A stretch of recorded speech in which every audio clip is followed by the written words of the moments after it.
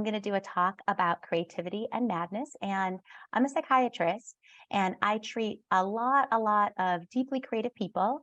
And oftentimes there is an overlap with some mental illness and creativity. It's been known for centuries that some of the most creative people can also succumb to depression, to bipolar, to schizophrenia, and the like. And they do so at rates that are higher than the general population. So today we're going to talk a little bit about why that is and what causes that, and really a little bit about how it could be treated. And I'm going to talk for about half an hour, and then I very much welcome your questions. You can ask, and you could put questions in the chat box throughout as well, and I'm going to do my best to get to those as well. Aristotle believed that those who have become prominent in philosophy, politics, poetry, and the arts all have a tendency towards melancholia. Seneca stated that no great genius has ever existed without some touch of madness. And Socrates said that the poet has no invention in him until he's been inspired and out of his senses. So in ancient Greece, I don't know why, sorry that it has these markings on it, but in ancient Greece, Plato noted that there are particular eccentricities in poets and playwrights. Aristotle saw that some creative types are more likely to be depressed. In modern times, Robert Schumann heard voices to guide his music, Sylvia Plath stuck her head in an oven, and Vincent Van Gogh cut off his ear. We all know Robin Williams, one of the most amazing comedians and actors of our time, who had a lifetime struggle with depression and addiction, cocaine and alcohol addiction to be precise. In August of 2014, at the age of 26, Robin Williams committed suicide by hanging himself in his California home. And it was an autopsy that they realized he had Lewy body disease and some Parkinson's symptoms. And, you know, this is well established in the public conscience that some of the most brilliant and creative people in the field have indeed been plagued by mental illness similar to Robin Williams, some even succumbing to suicide. Okay, so Mozart is a very, very interesting example of precisely this. He was a musical prodigy, one of the most influential classical composers, started composing at the age of 5, started touring at the age of 6, composed his first symphony at the age of 8. He could listen to music and replay it after hearing it only once, and most likely had either depression, bipolar 2, maybe Asperger's, or Tourette's. So the symptoms that Mozart exhibited were that he would have these repeated facial tics and unintentional constant motion of his arms and feet, also a tendency towards jumping. It's been said that his hearing was so intense and sensitive that loud sounds would make him physically sick. These behaviors have been regarded by some as auditory and motor tics, similar of individuals with Tourette's or autism spectrum disorder. He also exhibited impolite and frequent mood changes. During one of his improvisations, he became unexpectedly bored, so he jumped upon a table, began to meow like a cat and do somersaults. So Beethoven, one of the most admired composers in the history of Western music, also suffered from a variety of psychiatric symptoms. These included persecutory delusions, volatile moods, explosive rages, and suicidal ideation. He was incredibly resilient and had this very robust capacity to cope with adversity, which was not the case for many of his contemporaries. After he became deaf later in life, which is a catastrophe for a musician, he ultimately embraced this loss as an opportunity to fulfill his artistic destiny. So locked in the silent world of his imagination, he created a musical language that was different from anything that had previously existed. He ended up writing sonatas, which vastly exceeded the capacity for resonance of the instruments of his era. And as he wrote works, such as some of his most renowned symphonies, he ultimately had the works have a dramatic conflict ending in triumph and transcendence. So the music that he created really paralleled the narrative arc of his own life story. So Virginia Woolf, one of the most important modern 20th century authors, was a pioneer in the use of stream of consciousness as a narrative device. She had her first mental breakdown at the age of 13 after her mother died.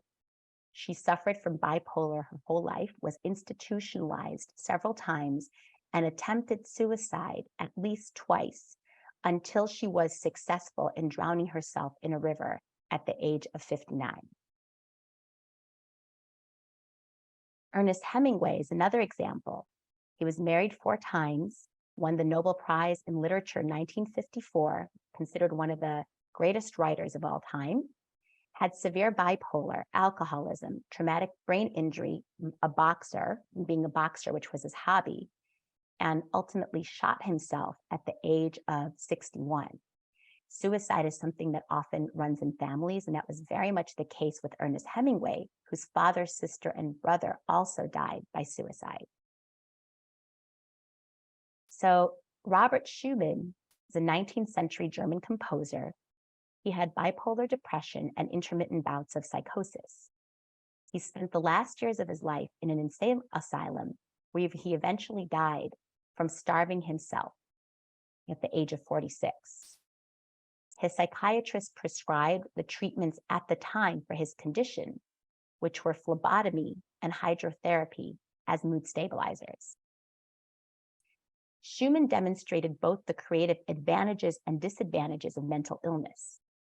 During his episodic depressive episodes, he composed virtually nothing because he had difficulty in concentrating and was seized by the delusional conviction that he was a worthless composer. But then he'd cycle into these hypomanic states and become super prolific.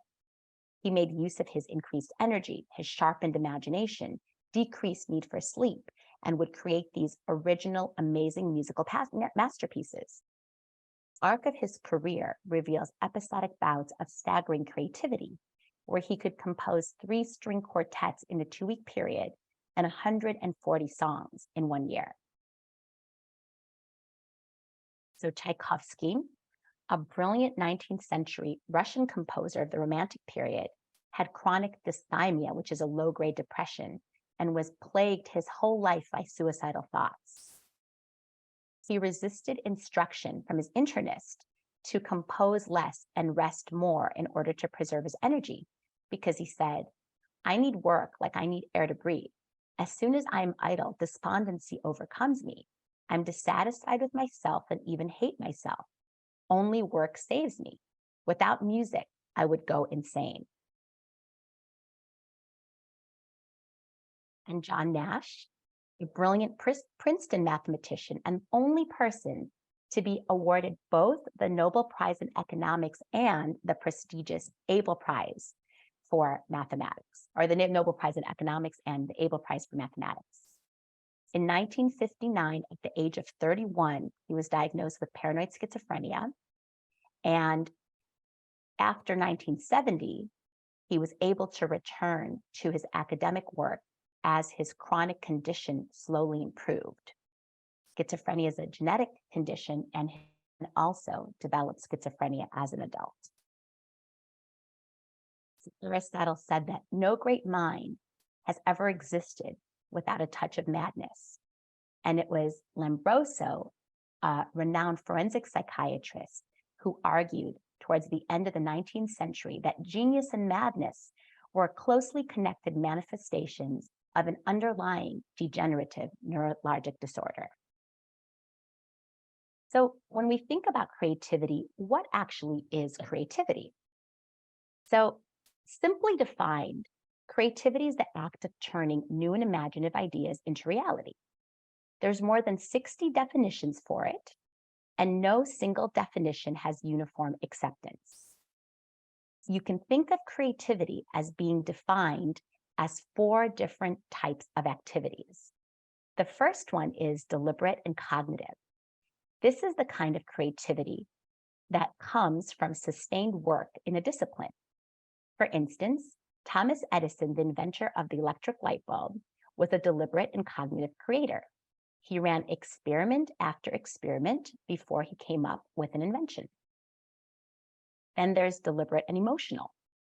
This is when a personal crisis leads to a realization about yourself, about what bad choices or decisions you might have made that contributed to a problem. For instance, a relationship breakup, losing a job, going through bankruptcy, and then realizing that you were mistaken and using that mistake to create a new reality and change your life. That's deliberate and emotional creativity. The third kind is spontaneous and cognitive. This is when you have a sudden realization based on rational analysis. This is like Isaac Newton, who discovered gravity after an apple fell on his head from a tree. And finally, there is the fourth type of spontaneous and emotional. That's the kind of creativity that's exhibited by great musicians and artists who produce amazing works of art within minutes. It's almost like they're channeling or downloading something. What's the relationship between intelligence and creativity, or IQ and creativity? The relationship has been the subject of scientific research for decades.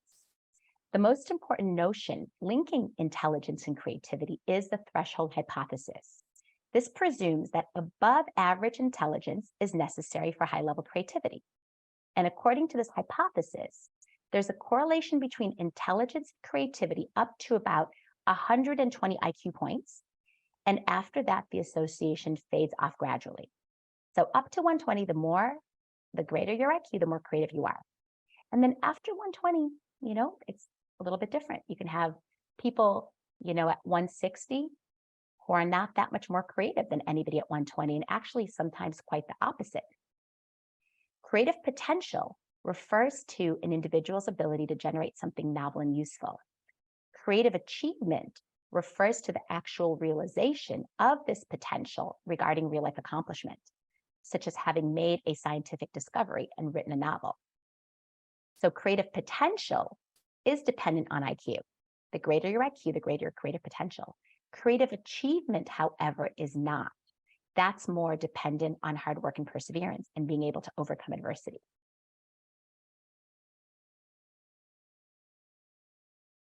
In the past, it was believed that the neuroscience of creativity was predicated on the difference between the right side of the brain and the left side of the brain.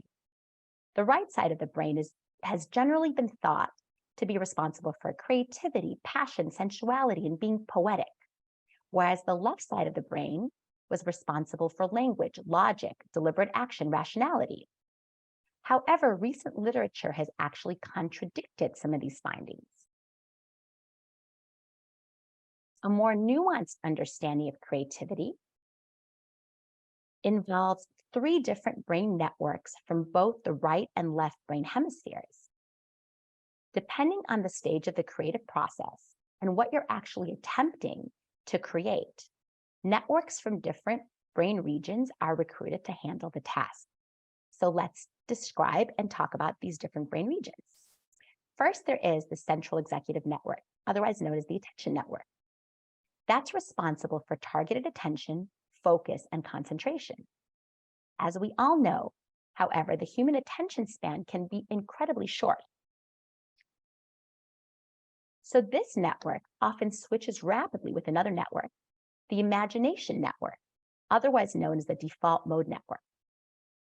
The imagination network is integral to creative activities such as brainstorming and daydreaming. It's also responsible for social cognition, such as our ability to understand what someone else may be feeling or how to react in a particular social situation. And finally, there is the salience network, which is in charge of monitoring the internal stream of consciousness, as well as external stimuli and events. And that's most adept at solving the problem at hand. It's very important in switching between the networks actually to solve the different problems that we as human beings encounter in the process of being creative. For example, the salience network is in charge of taking the massive amounts of sensory information that is coming towards us and choosing which sensations and thoughts we should pay attention to and which ones we should ignore. And actually, if there's problems in the saliency network, it means we can take in too much information and be bombarded and not know what really to pay attention to, so to be overwhelmed. This is like a ADHD or schizophrenia. For creativity, it's good to reduce the activation of the attention network a bit, but not completely, and to increase the activation of the imagination network. While this explains the origins of creativity in the brain, it doesn't emphasize how psychopathology or problems in creativity and problems in mental health begin to overlap with creativity. So let's talk a little bit about the salience network. So the salience network, like we talked about, is responsible for latent inhibition. So inhibition and creativity, or latent inhibition and creativity, is a very, very interesting connection and phenomena.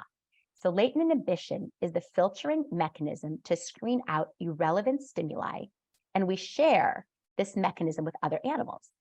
It's tied to the neurotransmitter dopamine, and research has consistently shown that low latent inhibition is associated with high creativity and high originality. It is probably latent inhibition makes a person creative, while the other networks are recruited to generate and execute novel ideas. So normal people with average latent inhibition will concentrate only on the task at hand. People with attention deficit hyperactivity, or ADHD, will concentrate on the irrelevant stimuli rather than the task at hand. People and artists with low latent inhibition can concentrate on relevant and irrelevant tasks together, and sometimes associate to an interesting creative ways to generate novel ideas. And it's in this association, that's where creativity lives. The most creative people are 7 times more likely to have reduced latent inhibition.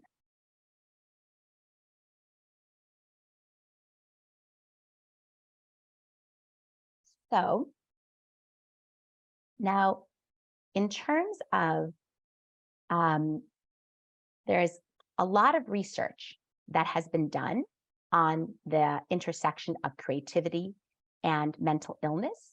And in terms of this research, the biographies of prominent creative people were analyzed for specifically symptoms of mental illness, and 4 main conclusions were derived. The first one is that the rate and intensity of symptoms of mental illness are higher among prominent creative people than among the general population. So super creative people are 2 times more likely to experience psychiatric disorders of some sort as compared to non-creatives. Depression is the most common problem experienced, along with correlates of alcohol and suicidality. Conclusion number 2 is that on average, the more eminent the creator, the higher the expected rate and intensity of mental illness. Number 3 is the rate and intensity of symptoms of mental illness may vary according to the specific domain of creativity. So almost 87% of famous poets experience some form of psychopathology or mental illness, versus only 28% of eminent scientists. And the 4th conclusion is that the family lines which produce the most prominent creators also tend to have a higher rate and intensity of mental illness. So with bipolar disorder in particular, people with bipolar and first-degree relatives of people with bipolar are generally much more creative. Bipolar has afflicted many eminent creators like Sexton, Vincent Van Gogh, Robert Schumann, and many others. There have been studies that have assessed creative writers attending the highly prestigious University of Iowa Writers' Workshop, and it showed that 43% of 30 participants were found to meet criteria for bipolar spectrum disorder, and this is relative to 10% of people of the controls in the general population. Creativity is particularly likely among those with either mild forms of bipolar or family histories of bipolar, as opposed to full-blown bipolar disorder. When you have full-blown, really serious bipolar 1, which is when you have mania and depression, serious depression oscillating, it makes it very difficult to function. If you have a little bit of this, you can have the hypomania, the increased energy to be able to be more creative and actually achieve more in the world without being incapacitated in the same way by the illness.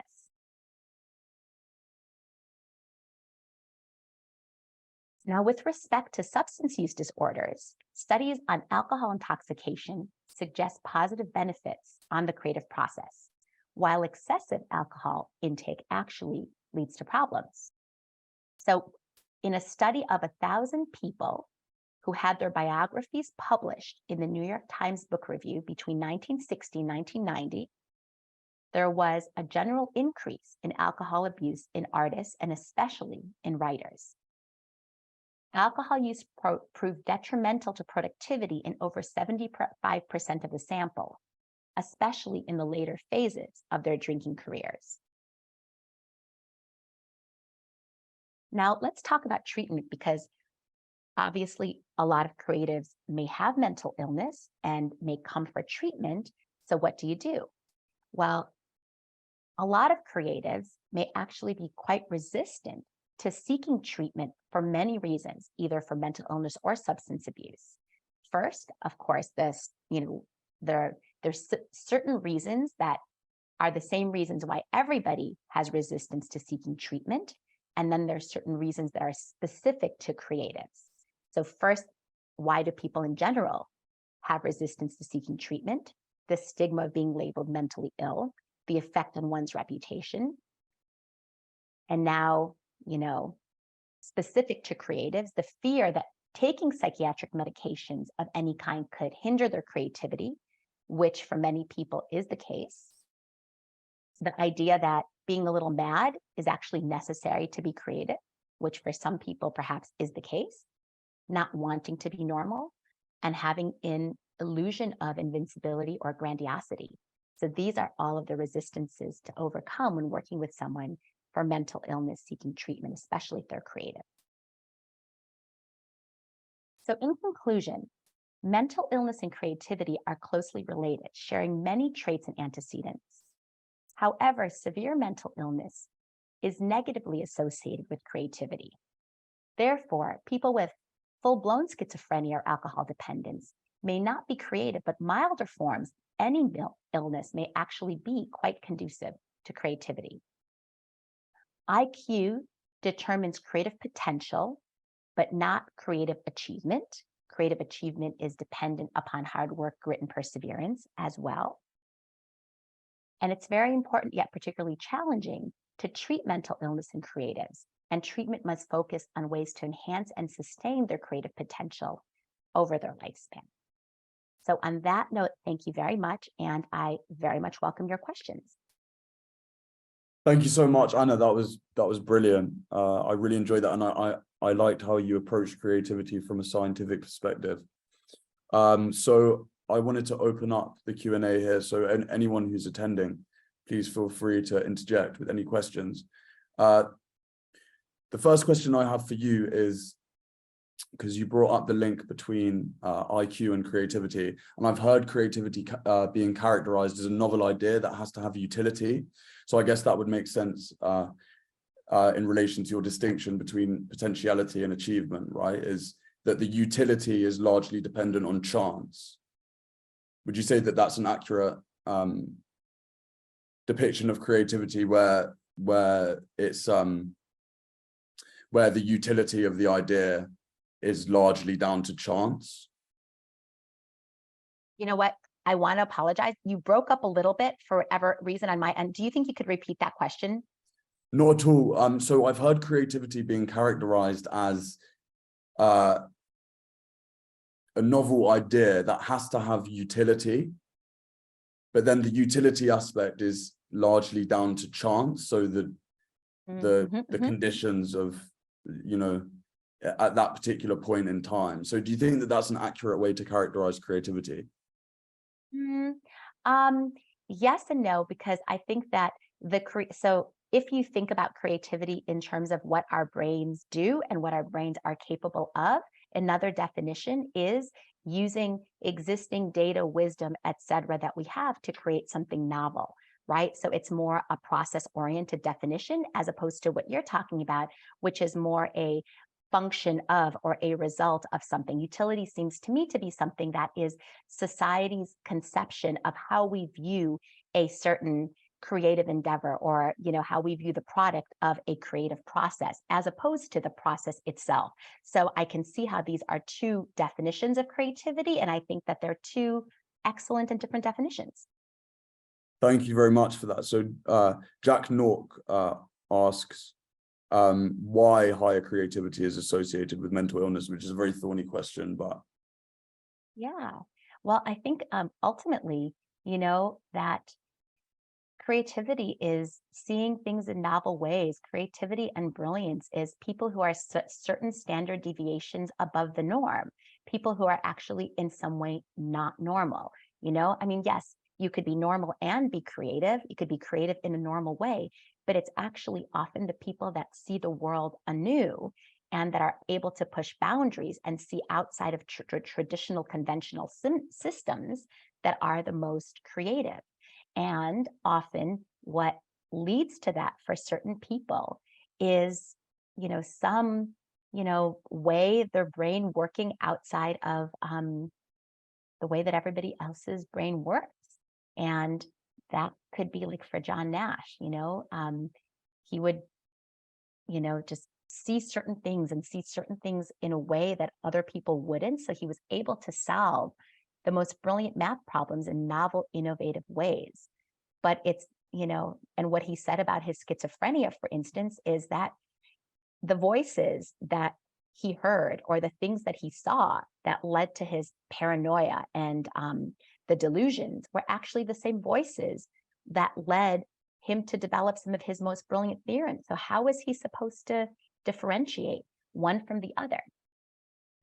So I think that that's really at the root of the answer, is that brilliance and madness are not too far away because both are outside of the norm. And it's really a definitional thing. That which is outside the norm could be very constructive or destructive, but the brain processes on some level are similar. Yeah, that's really interesting. So it's about having a differently wired brain in some sense, which is why it's interesting in relation to the IQ question, because as you said, as you touched on, you can't apply, you can't measure creativity on a vertical basis, but you can with IQ. So why do you think that relationship exists? And I'll take your question. I'm not sure how to pronounce your name. I think probably you could measure creativity on a vertical basis as well if you have a clear definition for it. IQ, we just have a very easy way of measuring it. We have many different tests. Creativity, if you have a clear definition and figure out how to test, as with everything, you can measure anything on a vertical basis so long as you have definitions and metrics. Yes. Okay. Yeah. I'm gonna take your question, Jay something. Yeah, it's Schuh. SCHUH, like you wear. So I didn't want to Slaughter it. Yeah, no worries. I've heard a lot of yeah, so hey, thank you, by the way, for your talk. This was an incredible talk. I was reminded, I was a psychology student in undergrad and I took the Rorschach test, and I hadn't really explored the ink blot test and really what it was, and as a graduate student that needed experience with it. And I remember doing the Rorschach test, and I was just like, hey, I'm going to have some fun with this. What is this crazy thing that's going on? And I was like, yeah, that's a leprechaun sitting on a mushroom doing all sorts of stuff. And it was after it, I said, okay, so how do you judge the results of a Rorschach? And it's like, well, really what you're doing is you're looking at the normal responses of people, and then anybody that goes off away from, it's a butterfly, it's, this, then those people, whatever. So I've never forgotten that, because I'm like, yeah, I'm gonna have some fun with this and be creative. So do you think that this tendency for a lot of the psychological tests to to recognize normality, in this world now where we're recognizing neurodiversity and its relationship to creativity. What are your thoughts around that? Because it does seem that a lot of the innovative and creative people do have a tendency to border on that neurodiversity perspective. And it also seems like there's a lot more of us than I think people used to think. I don't know. Thoughts? I'll throw it back to you. Yeah, thank you. I think that's such a thoughtful and wonderful question. I think that that's absolutely the case. And like you said with the Rorschach, you'll show it to 100 people and they'll all see a butterfly. But then there's going to be a few people who won't see a butterfly. They're going to see a Picasso painting or Van Gogh or something that's completely off the rails. And then you look and you're like, wow, yeah, maybe that's right. And then someone will see something that's like 5 standard deviations off the norm. There's just certain people that see the world anew. And it's based on how they're wired, how they are raised, and their brain chemistry, and just the unique features of their mind-brain interaction with the world and how their experiences are wrapped up in the meaning that they create in life. It's all very interesting. In terms of neurodivergence, you're exactly right. First of all, the rate of neurodivergence is indeed increasing, and those were not diagnoses that we had really way back. We had different diagnoses: melancholia, we had depression, we had bipolar, manic depression, we had schizophrenia. Neurodivergence, a tendency towards Asperger's, autism, something that, first of all, you're exactly right, rates are going up, diagnosis is going up, and individuals with those propensities have a different kind of brain capacity. Their brain doesn't work in the same linear, deliberate way necessarily. We don't see things in, things that are super like, they might see things in a much broader, beautiful way. I have a friend, Diane Hennessy Powell, that's shown that in children with autism, they have telepathy. They have the capacity to develop telepathy and are able to have this more permeability in their minds and in the way in which they are able to interact with other people. So there's definitely something happening there. And neurodivergence, it's also, dependent on the degree. Severe neurodivergence in autism, similar to severe depression or any severe mental illness, impedes function. Somewhat, having a little bit of it can actually greatly enhance capacity and lead people to see the world anew and bring a wholly novel perspective and way of synthesizing information into the world. Thank you so much, Jay, and thanks. That was a great question and answer. So, Jack, can we take your question? Yeah, I'm just really curious about this connection again. I'm looking at the examples that you gave of creatives and the afflictions, I guess, or the torment that they had in their life. It seemed the examples you gave were very serious. They weren't sort of there. They were really deep in depression or in schizophrenia or things like that. And so I'm really having trouble wrapping my head around how there definitely seems to be a correlation there that maybe we don't understand the correlation, but it almost seems like a torture, like you're a creative genius that also comes along with this extra baggage, and it's really Absolutely. Yeah, Absolutely. So much of creativity and art is actually derived from great pain and great distress. And you can see that in the themes as well as the emotional histories and stories of many great artists, poets, musicians, etc. So I think that that's very much the case, and I gave a little bit about the brain regions responsible for creativity, but you're kind of really trying to understand, like, what is it? What's at the root of it? And I think it's that there are certain people who could be exceptionally brilliant, but somehow those same brain regions responsible for brilliance are also those responsible for some level of mental illness. And imagination, creativity, and depression somehow go together, especially if you're pushing yourself to the limit of, being able to move things forward. Someone told me that, I forgot what the brain regions were, but there's 2 brain regions, one responsible for depression and one for creative writing. and that they're right by each other. And it makes me think of when I was writing my book. I actually remember I was at Kripalu writing, and then I was just like, get so depressed as I was writing. I'm like, what is happening? I don't feel this way in my day-to-day life. And it would happen when I was like writing for long periods of time. So there is something, I think it's biological, I think it's neurochemical, I think it's psychological. I think we might fully understand it. I don't necessarily know the answers, but we do know that there is that interaction. Of course, there's a sorry, Jacques, sorry. Yeah, just a follow-up on that.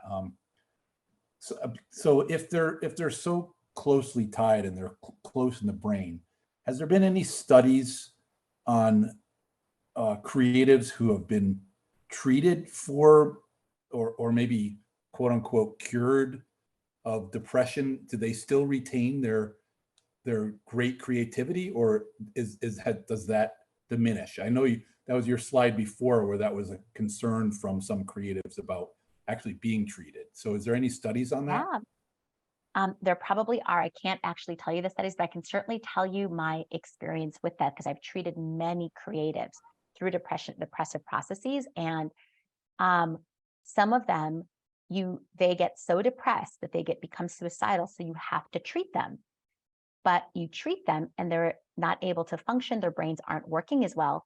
And then that makes them suicidal, even though they're no longer suicidal in the same way that they were before. So it's a really, really sad process. You have to be so creative with how you are treating these really brilliant individuals who need their brains to work in a certain way. And I just, think about a number of really prominent, brilliant people who I've known regarding their treatment, and absolutely, certain treatments for really serious depression, the electroconvulsive shock therapy, transcranial magnetic stimulation also could have effects long-term on memory. But there's also, now we have this really interesting new development within psychiatry, which is psychedelic medicine. And like ketamine, for instance, is something that for a number of people with treatment-resistant depression has been very positive and very powerful. And from what I'm aware of, having had many patients and a lot of creatives try and take ketamine, generally quite successfully, not always, but generally, I do not believe that it has the same potential for, reducing your creativity or for, cognitive dulling. So you have to be very careful, and creatives need their brains. They need their brains to function. They need their brains to remain brilliant, but not suicidal and not bipolar and the other thing with bipolar, by the way, is individuals with bipolar often do not like to treat their bipolar. Sometimes they're okay with it. They like to treat their depression, but they love their hypomania. So they might get off their medication during the hypomanic phase so they can ride the wave. And riding the wave of hypomania could be good, except if it becomes too much and they become actually frankly manic, and then could have a lot of issues. Thank you so much for that. Can I just gently push back a little bit? Because I understand that creativity is very entangled with madness, but is it necessary for creativity? Because I understand that there is a correlation there, right? But then there are all kinds of other factors, right? So for example, that the people who are living the creative lifestyle are more likely to be struggling in all sorts of ways financially, for example, because there are so much less opportunities. So can we somehow decouple those ideas of creativity being determinately linked with madness? Because these people that you've showed, they are a subsection of creatives, right? Extreme examples of people who have displayed severe mental health issues and at the same time are creative geniuses. So are there ways that we can counteract that relationship? Yeah, I would actually think that I don't think it necessarily has to do with even creatives per se. I would think that even prominent non-creatives who are super, super prominent in their respective professions probably will have some of that. individuals who in any way are multiple standard deviations above the norm, not necessarily in creativity. It could be in accomplishment, it could be in leadership potential, it could be in whatever. These are people who are off the norm, outside the norm. So my guess would be that, it just so happens we're talking about the most prominent of creatives. So it might be less about creativity and more about prominence per se. It happens that my talk is about linking those two, but we can decouple it and make the talk about prominence of individuals in general. So I will look up some data on that and get back to you. It's an excellent question.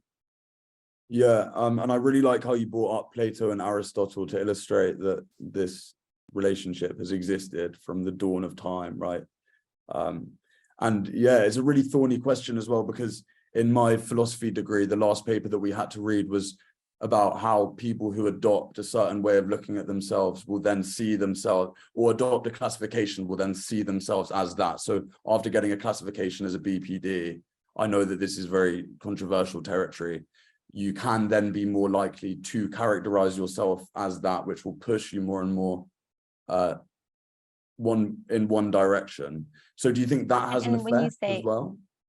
I said, do you mean like bipolar or yeah, borderline so then, personality so disorder? there's the possibility of adopting that view of yourself and being pushed more and more in one direction. So then we see that the relationship between creativity and madness much more than it naturally could be in other circumstances. Yeah, I feel like that's absolutely true. I feel like people's identities and their self-definitions and self-classifications, and unfortunately the stigma that comes from that, is a huge issue here, and very much could lead people to self-define and stigmatize themselves.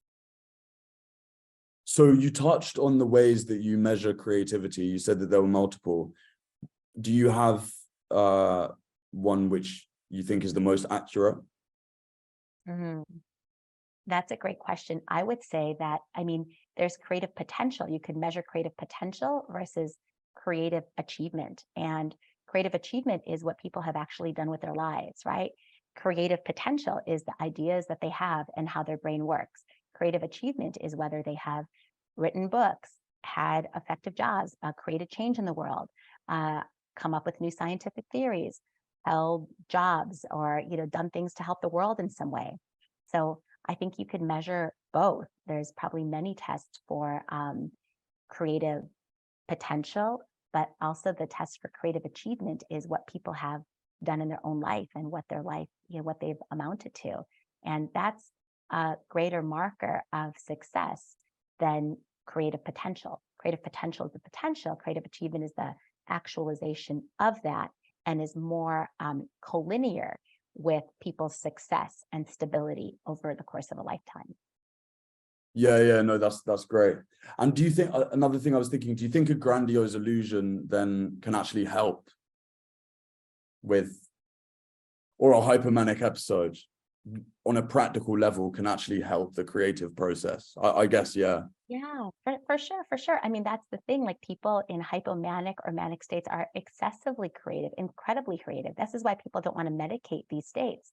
Bipolar individuals with bipolar will sometimes live for that hypomanic state. They feel on top of the world. They're super creative. Their minds are working beautifully and brilliantly. They're super productive. They're able to accomplish more things. They're feeling more personable. They're feeling more attractive to, having a little bit of that, like you said, grandiosity, feeling great about themselves. Who wouldn't want to feel these wonderful feelings, and who would want to treat that away? Now, if that goes to a certain degree, you can have people have, lots of affairs, and they, make choices that they then regret, and their grandiosity leads them to act on that grandiosity, like calling the president with ideas of how they should change the world, or quitting their job in order to become a yoga teacher. Those are not bad things to do. I'm all for people making those deliberate decisions, et cetera, but if it's made impulsively during the course of a manic or hypomanic episode, it could lead to a lot of problems in people's lives. Do you think that there's a tendency to romanticize the relationship between creativity and madness? And if so, how can that be mediated? Oh yeah, I think, this is why We talked about the resistance of individuals with mental illness not wanting to get treatment for their mental illness, even if they're suffering, even if they could be suicidal and depressive at times, because they don't want to be normal. There's something about, you need to be a little mad in order to be creative. There is a almost like a rite of passage. And normalcy is the anathema of the good in the life of a creative. So absolutely, there's something there for many people. But the practicality of it is that individuals with mental illness, depending on the severity of the mental illness, could really suffer. And most mental illness is treatable, and it's treatable through both pharmacologic and non-pharmacologic means. But then if it's treatable, does that then reduce the probability that said person will fulfill their creative potential if they take up treatment?